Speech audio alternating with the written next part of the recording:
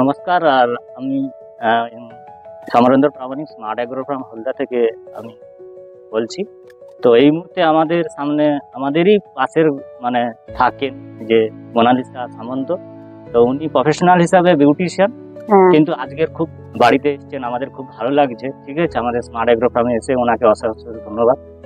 আর তো এখন বাগানটা ঘুরে ঘুরে দেখাবো এবং উনি খুব এক্সাইটিং যে ওনার বাড়ির পাশেই আমরা এটা করেছি, মানে সেটা দেখে উনি উৎসাহিত হয়েছে। ঠিক আছে, তো তার জন্য ওনাদেরকেও সবাইকে, যেমন এরকমই দেখছি ড্রাগন ফল যে আমাদেরই গ্রামের পাশে এত সুন্দর করে একটা পরিবেশ, রাসায়নিকের সাথে সাথে লড়তে লড়তে আমরা আজকে কিন্তু হেলথটাকে নিয়ে ভেবেছি বলে। ঠিক আছে, আমাদের শরীরে যেমন স্বাস্থ্য এবং সৌন্দর্যের ব্যাপার থাকে, ঠিক আছে, আমরা স্বাস্থ্যটাকে যদি খুব মানে ভালোভাবে নিয়ে যাই তাহলে কিন্তু আমরা সেই ধরনের আমরা অর্গানিক পদ্ধতিতে এই ড্রাগন ফ্রুট চাষ করেছি। এই ড্রাগন ফ্রুটের সাহায্যে মানে আমরা আরো অন্যান্য, যেহেতু মানুষ উৎসাহিত হয়েছে সেই জন্য আমরা আরো আপেল ফুল, ঠিক আছে, মৌসুমী লেবু এবং গোল্ডেন ইয়ারা, ঠিক আছে, আঙ্গুর, মানে যারা আজকের পড়াশোনা করে হাই আশা করছেন তাদেরকে তারা সেসব চিন্তা একটু সাইডে রেখে, সেটা তো করবোই, যদি না পাই তাহলে কি আমরা একটা ভালো লাইফস্টাইল যেতে পারবো না? আমরা হাই আশা কেন করবো? ঠিক আছে,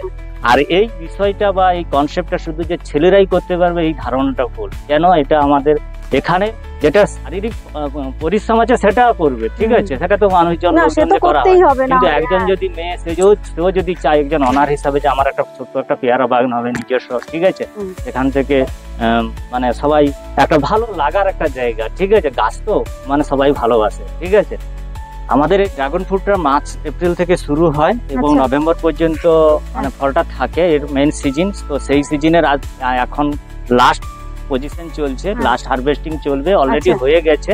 তো এটা আমাদের যেগুলো এগুলো সব কভার করে রেখেছেন, এগুলো কভার অ্যাকচুয়ালি পাখি টাখি গুলো এগুলো নষ্ট করে, তাই জন্য আমরা কিছু কিছু চাল বেঁধে রেখেছি। এবং আপনি দেখতেই পারবেন এই যে এখানে এগুলো পাখি খাচ্ছে, ঠিক আছে, এই যে দেখুন, এই যে এগুলো, এই দেখুন, এগুলো পাখি খাচ্ছে, পাখিরাও মানে বেঁচে থাকুক, ঠিক আছে, আমাদের ভারসাম্য বজায় রাখার জন্য ছোট ছোট। তো সেই ক্ষেত্রে আমাদের এই যে ফলগুলো শেষ মুহূর্তে, তো এগুলো আমাদের সম্পূর্ণ অর্গানিকে হয়েছে।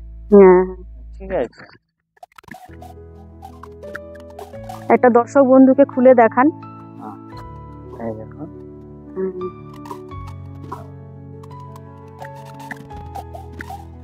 এভাবে কি সার দেন, কি সার ব্যবহার করেন?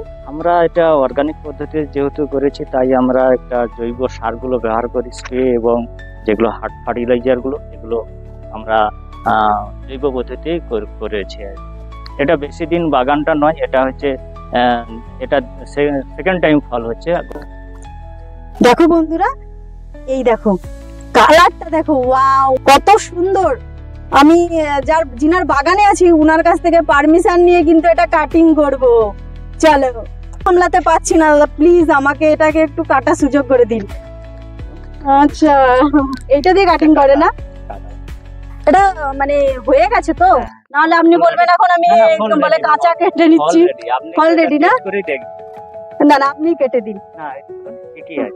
আচ্ছা আচ্ছা, এইভাবে